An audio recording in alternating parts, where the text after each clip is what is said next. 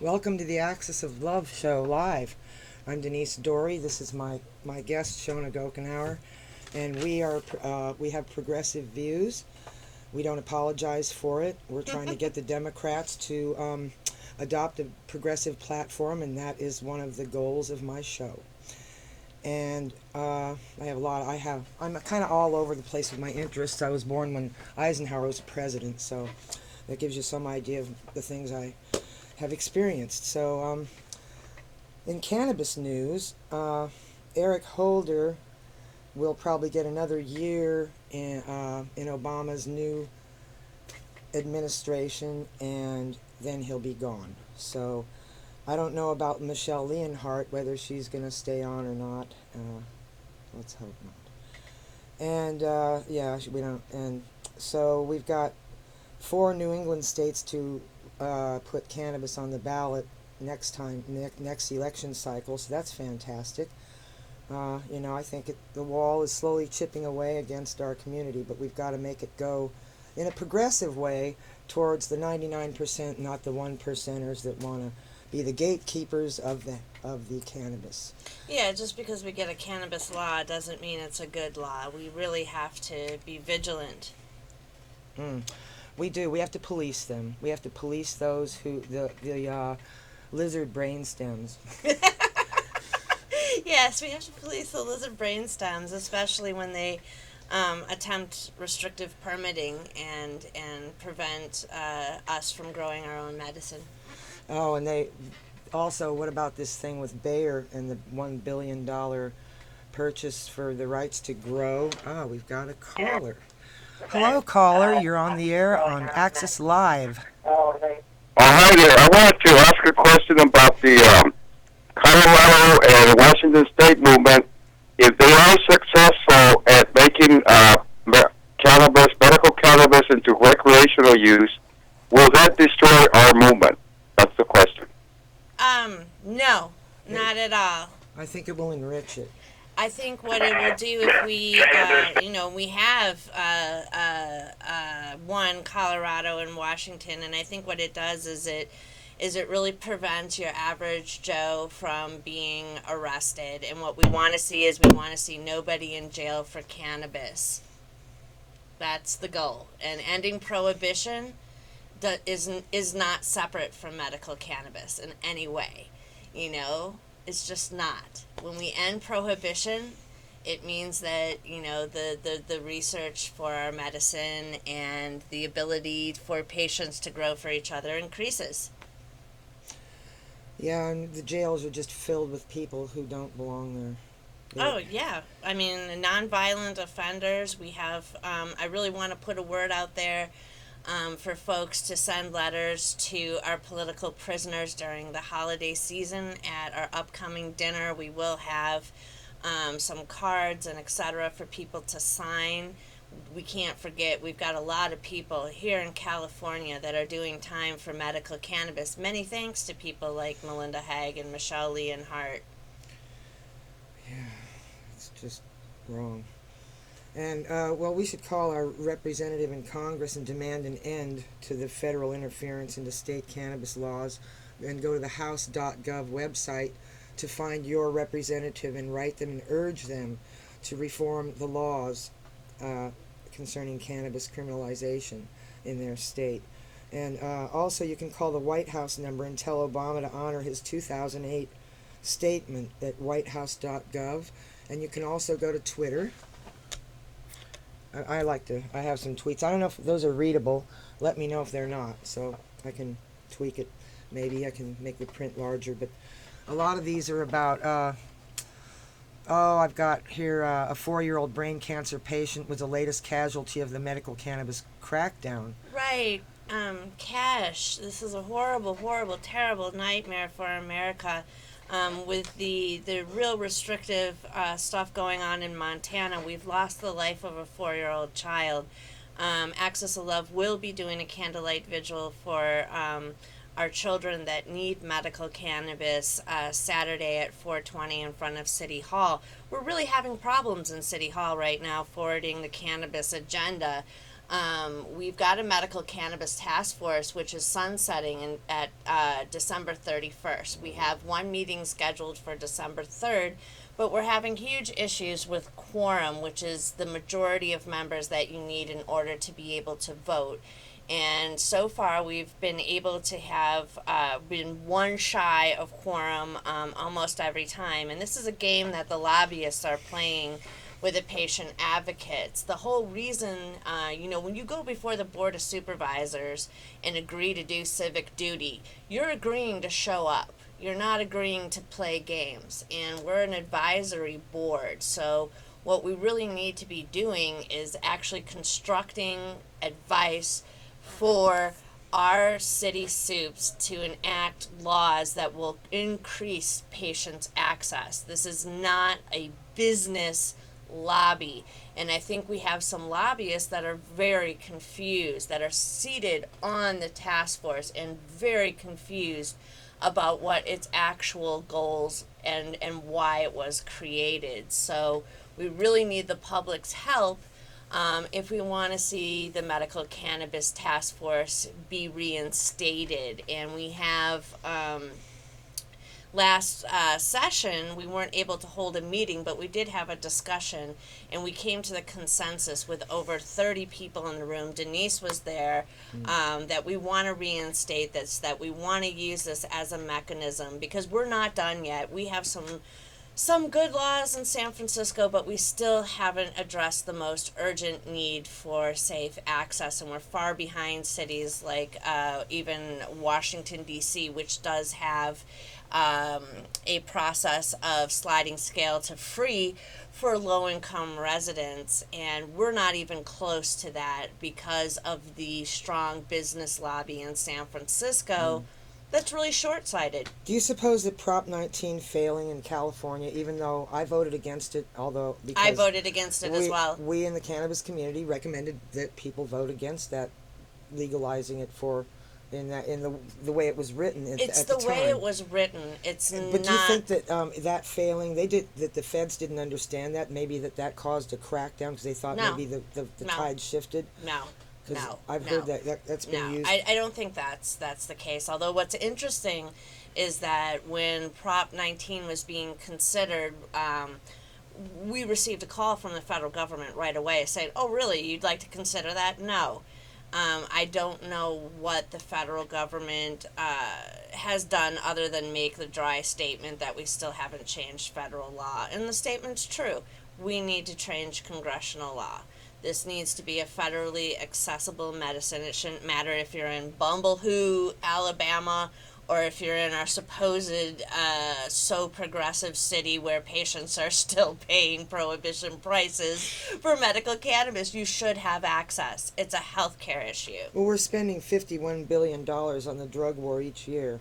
It's outrageous. 51 And billion? That's 51 outrageous. billion every year, and Attorney General Kamala Harris is refusing the medical marijuana defense now. I read that. I would doubt that would be accurate. And did you hear of the 20-year study that cannabis makes people breathe easier, though? No, that's Coming out of awesome. Alabama. Really? 20 We're going to years, Alabama a lot here. They got people to smoke joints for 20 years, 7 joints a day. Those and they lucky said folks. the more pot that they smoked, the better the effect was on their lungs to a point. Well, what I had heard is that inhaling cannabis creates sort of a film, a safeguard over your lungs from other toxins, and I think that's awesome. Of course, I don't recommend smoking 7 joints a day. No. I think using your vaporizer, if you have access to one, for 6 of those joints might be advisable. Well, go to our Twitter, Denise Dory, and tweet us because we've got this going live now. We've got use the tag Denise Dory, the hashtag. Haha, no play on words, but my favorite hashtag is MMOT, which is medical marijuana on Twitter, or there's. Let's see, we've got the Teapot Party, and we're doing the White House. We're doing White House here at White House. The people are having a legitimate debate about legal marijuana. Don't be silent. Join us for a talk. And so I retweeted. That's Willie Nelson. We all know who he is, and he's got the Teapot Party. So he's really cool. And I don't know. I think Willie Nelson is probably the essence of cool. He is. He totally is cool. Yeah. Medical marijuana, 10 health benefits that legitimize legalization. I mean, I could go on and on about it.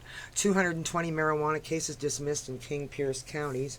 I think that is awesome. I think that the states and the cities that recognize the need for decriminalization, especially of small amounts, are just simply getting aligned with entire countries in South America who have decriminalized small amounts of not only marijuana but anything, seeing it as the war on drugs is a misnomer. It's a war on poor people. How about certain Uruguay?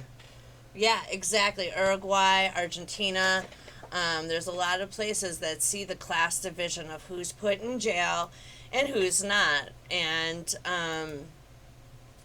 until we really look at that, we've got a huge problem. And when we're not functioning, when we have a task force at the city level that's not allowed to function because of lobbyists, we're missing a lot of work for everybody's social justice issues. And it's a sad thing because you have, with the committees included with the task force, we have a veterans committee, we have a growers committee. And we have it on YouTube. And we have it on YouTube. People can look at it on YouTube. So something's flashing. Danger, Will Robinson. Hello, caller. You're on the air. Yes. Have you heard anything different changing with the Veterans Administration Hospital? They don't allow people with chronic pain in their pain clinics to use cannabis as a painkiller. Now, what they instead recommend using are the pharmaceutical painkillers that are ending up killing people. So can you comment on that? Has anything changed as far as veterans are concerned that have chronic pain for whatever reason, for being forbidden from using cannabis for pain relief from the VA hospital? So we have a veterans committee from the Medical Cannabis Task Force, which has been slowly chipping away. Jane Kim was supposed to sit down with the co-chairs and really address and look at this issue. We have a hard time even having all of our local collectives honor the veterans discount that then Supervisor Ross Mercarimi and Axis of Love put in what had to become a voluntary law because of the lobbyists for a veterans discount. We have a good number of clubs like Waterfall Wellness, Vapor Room, people that really honor the veterans. You're on the air with Axis. Hi, how's it going? Hello, caller. Hey, hi. I'm a tenant organizer that works with SRO tenants in the Mission district, and I just had a question regarding affordability and compassion programs that affect patients in the Mission. I would just like to comment that there is none virtually, and a lot of the issues that I hear tenants having when they actually attempt to make a trip to an MCD or another distant location to obtain medical cannabis safely, that they are often deterred and discouraged by drug dealers that are actually on the street and present almost 24/7. And I just wanted to know if the city has any concern regarding those safety issues for medical cannabis patients in the Mission, and are they going to take any measures or steps to alleviate the interesting thing, Carter, is that our legislation... exploring solutions to Healthy San Francisco or Medi-Cal? I'm sorry, I'm just going off on a tangent. No, it's awesome, and it's a really good question, and it's a question for Supervisor Campos as well, whose district is the Mission District, and I myself consider the Mission a place where I grew up. I lived there, 10 years when I first got to the city.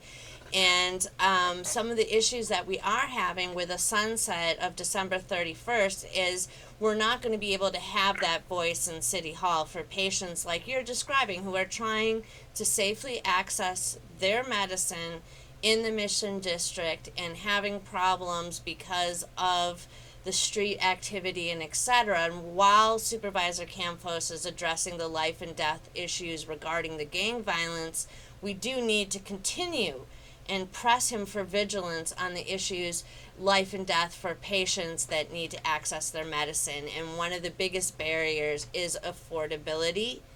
And we, addressing that is huge. We've asked for Healthy San Francisco to be considered.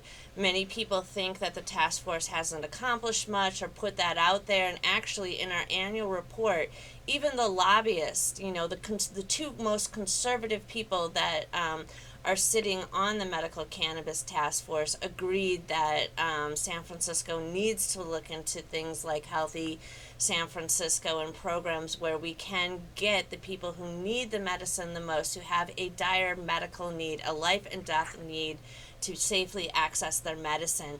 That's what we want to work on with the medical cannabis task force is good public policy, because when you don't have that access, you have that level of street interaction where many disabled people lose out. We Absolutely. traditionally get Absolutely. ripped off. We traditionally even just have your money taken because, if By you the have, 1%. well, by the 1%, but also if we don't have safe access by people that are at the street level that you have to go to get your medicine. If you can't afford it, and Right. it's not fair to the disabled person. It's not at all. And Right, we're in right. San Francisco, disabled voters, we are 1 in 6 people in this city. We have a huge voting majority that needs to really christen our new supervisors, Norman Yee and London Breed, into the needs of disabled patients, and not to treat it like it's a third rail issue, because this is a life and death issue for many people in the Mission being able to safely access their medical cannabis. Absolutely. Thank you so much. That's really Thank you, reassuring, caller. That and was I an will awesome continue to work with question. patients and reassure them the city has not forgotten about them. Well, the city will forget about them come December 31st when our task force sunsets. So what patients in the Mission need to do is set up a visit with your supervisor, Supervisor David Campos, who is an ally to medical cannabis, He is. but is catering right now to unfortunately to the lobbyists on the task force and not willing to continue it. And we need patients in the Mission talking to their representative and saying, no, please reinstate this, please. Yeah, we can't just be the only voices asking for this. Thank you, caller. So, see, I read an article online, I suppose it was on one of the social networking pages, about the task force being irrelevant. Oh, it was, bye-bye to the task force. It just, one member, who I won't say, was disruptive, and it just sounded to me like the same old rhetoric I was hearing from the people who were the ones who joined it for the wrong reasons and weren't attending the meetings. And so it sounded like to me that, I'm going to name names here, Chris Roberts in the San Francisco Weekly really kind of he needs to rethink this, actually. I think by now he has, after all the letters we've written. And several people have had direct conversations with him. I was targeted a little bit by that article, although Chris Roberts does not consider it a hit piece on me. But he did speak at length with Eric Pearson, who feels that he's been unfairly targeted by patients, and that he has a compassion program and he shouldn't be targeted. But the issue isn't with Eric Pearson. The issue is not his compassion program. His compassion program is fine. It's how he approaches the issue in public and how he works with others. And just by being defiant and not showing up, we haven't been able to make quorum. So that's the huge issue. And also, it's completely, the article you know, wanted to polarize and say, hey, you know, this is only about patients, and the business owners don't have a part or a say in this, and that is absolutely wrong. At our last task force, Martin Olive from Displaced Collective Vapor Room, a historic collective, and Raymond Gamley from Divinity Tree, a historic server of tenderloin patients, were there. And their seats have not, until recently, Martin vacated his seat because he's not going to be here during the holidays. But we had, you know, so it was a false story. It was a false polarization that we have to work beyond. Yeah, we will, and we have. We worked beyond when they all walked out at once over something silly. It's all on the internet. It was over nothing. It was. Well, they didn't all walk out. Actually, enough of them not to make quorum, though. I mean, enough to not make quorum, so and that the made it all issue of it. really is, you know, the lobbyists trying to obstruct the process, because it's much better for But them. they won't. We have to keep pushing Well, we have away. to keep pushing, but we have to make sure that the government doesn't seat lobbyists on what should be a community advisory board. Exactly. Well, that's the problem with, we have too many lobbyists in running government for ordinary people. Oh, in general. They run the airwaves. Oh, yeah. They run the airwaves. They own all the billboards in town practically.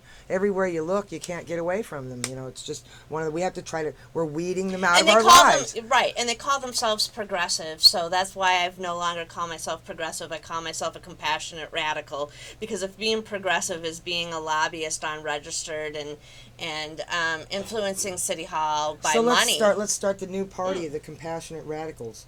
All right. Like the Occupy movement, buying out debt and then forgiving it.